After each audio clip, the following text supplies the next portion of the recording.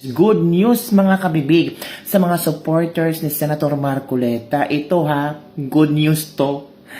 Ay, sana makalabas na si Senator Marcoleta. Sana dinggin ang maraming panalangin na they're praying na sana lalabas ang katotohanan. In the same time, mabibigyan ng totoong hustisya para kay Senator Marcoleta. O eto na kabibig nabasa ko kabibig ito. Naku po. This thrilling to.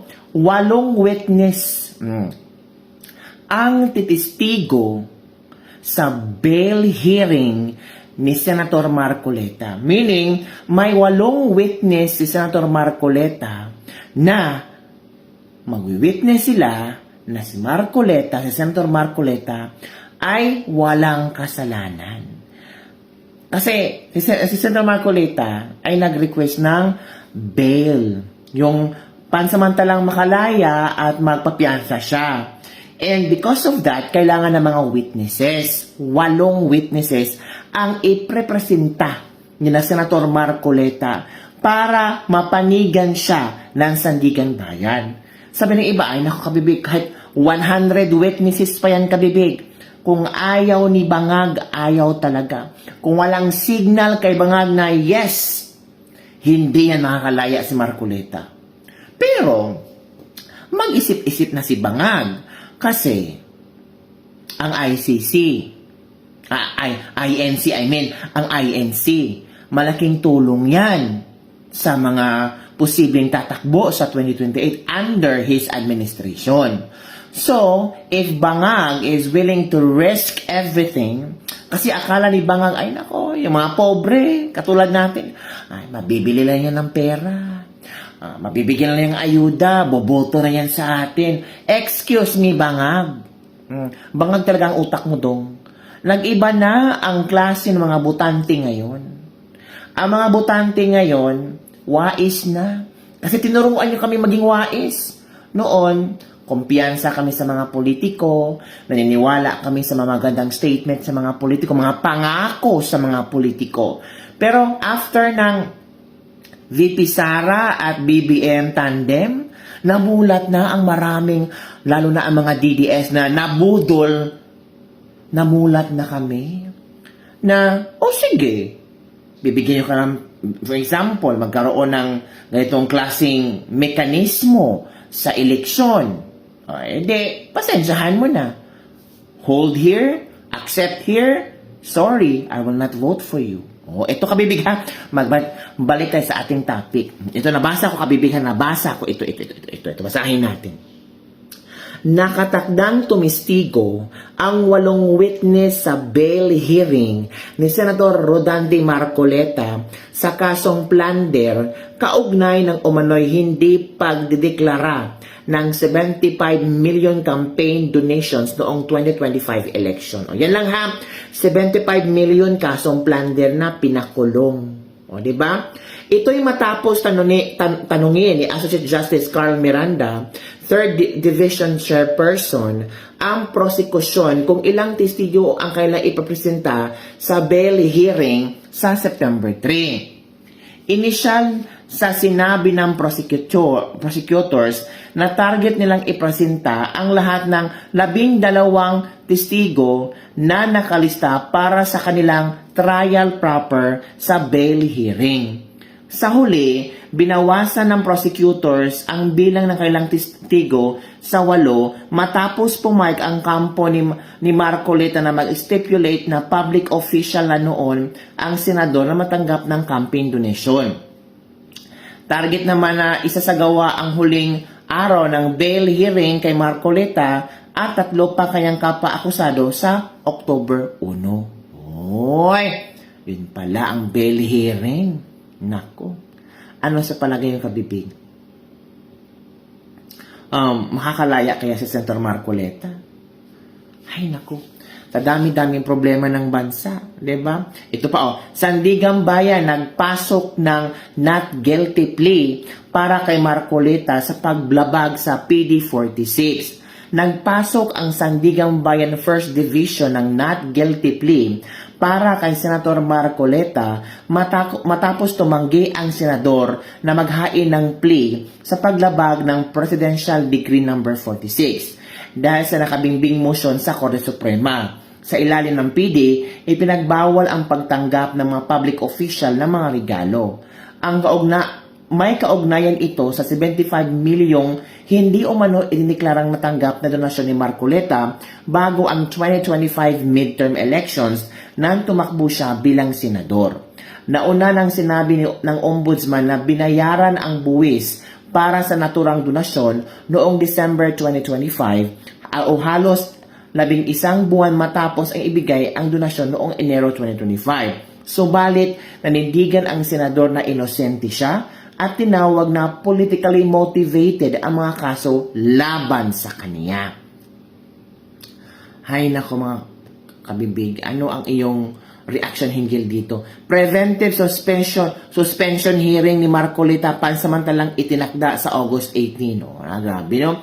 Pansamantalang itinakda ng Sandigang Bayan 3rd Division ang pagdingig para sa preventive suspension ni Senator Marcoleta sa araw ng Martes. Ang unang araw naman ng bail petition hearing ng senador para sa kasong plunder ay itinakda sa Setyembre 3. Inanunsyo ito ng Sandigang Bayan 3rd Division Chamber Associate Justice Carl Miranda kasabay sa pre-trial proceedings ni Marcoleta at ng kanyang tatlong kapwa-akusado na non-bailable case.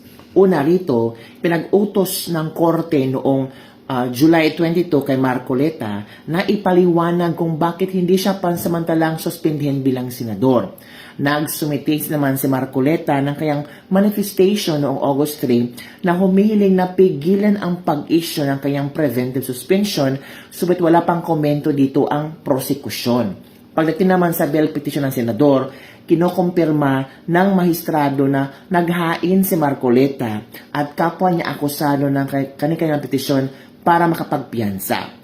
Matatanda ang humarap si Marcoleta kasama si dating Representative Mike Defensor, Joseph Espiritu at Aristotle Viray sa kasong plunder kaugnay ng hindi umanong pagdeklara ng 75 milyong campaign donations ng senador noong 2025 elections. Nako kabibig, ano ang iyong reaction hinggil dito? Makakalaya kaya si Senator Marcoleta knowing 8 witnesses ang testigo? Diba? Ano kaya ang plano ni BBM? Pero alam nyo kabibig, no? Feeling ko lang, no? Kung itong si Marcoleta ay hindi aanib sa gobyerno ni BBM, hindi ito makakalaya. Hindi ito palalayain ni BBM. Feeling ko lang kabibig, no? Baka magbibigay kondisyon si BBM sa INC. Baka sabihin ni BBM, o sige, para makalaya yan si Marcoleta, ang aking gusto, pag meron akong pipiling tumakbo, lahat ng INC members ay boboto nito. Ano sa palagay yung kabibig? Pwede kayang gamitin pang blackmail yan ni BBM? Pero alam mo kabibig, malapit niya makalaya si Senator Marcoleta. Malapit na yan kabibig. At masyashock na lang yung impeachment trial. Lalo na ang prosecution dyan, pinamumunuan ni Jinky Luistro. Masyashock na lang sila na uupo si Senator Marcoleta at mag-i-interrogate sa mga witnesses nila. I'm sure.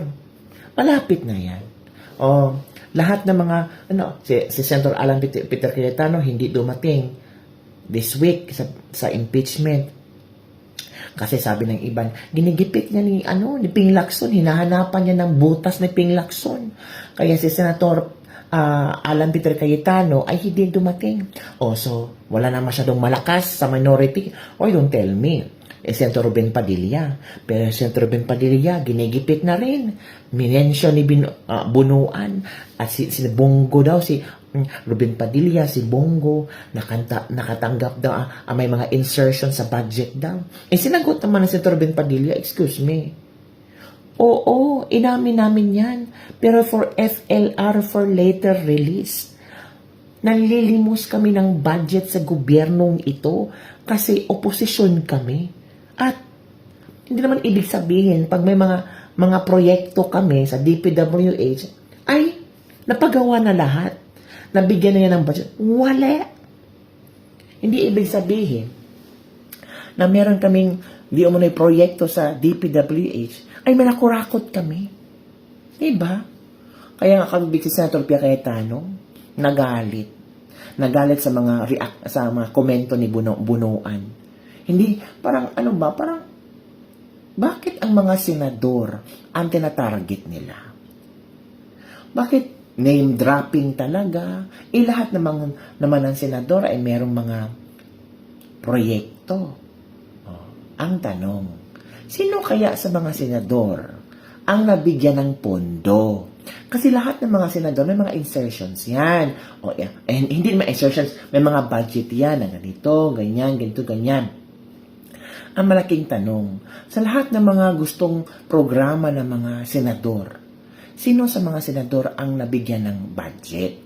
Sino sa mga senador ang hindi nabigyan ng budget at hindi nag-push through ang kanilang proyekto? Kawawa naman itong si Bongo at saka si Senator Ben Padilla na name drop, and in fact, nanlilimos pa nga sila ng budget. Para lang talaga siraan si Senator Ben Padilla, no? Kasi marami ang naka-appreciate kay Senator Ben Padilla on how he interrogate witnesses sa impeachment ni BP Sara. Siya, sabi nila, si Senator Ben Padilla, ang bobo niya. Wala tayong makukuha sa kanya. Let's face the fact. Hindi naman siya lawyer. Pero, yung way ng pag-question, pag-interrogate ng Senator Ben Padilla, makamasa ang dating. Talagang pinopoint out niya kung ano ang gusto ng masa. Pinopoint out niya kung ano ang gustong ipaabot ng mga masang Pilipino. Senator Ben Padilla is bringing the name of the masses. Kaya maraming nagmamahal sa kanya. Aside from the Muslim community, may mga Pilipino talagang supporter kay Senator Ben Padilla. Kaya nga nag-number 1 senador, di ba? Nag-number 1 senador si Ben Padilla, tapos sabihin yung bobo.